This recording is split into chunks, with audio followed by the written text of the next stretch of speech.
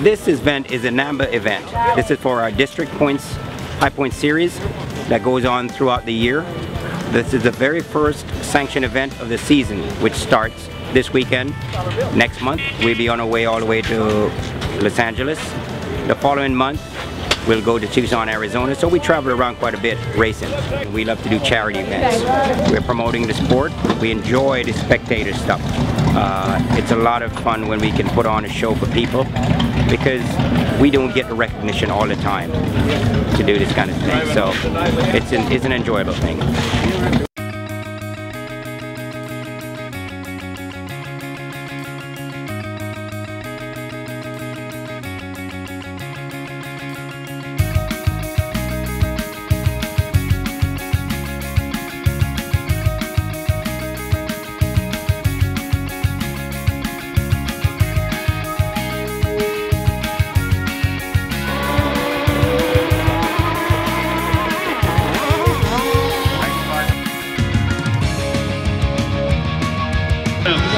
Six, committed.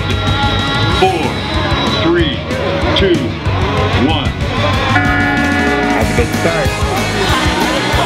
Watch it move.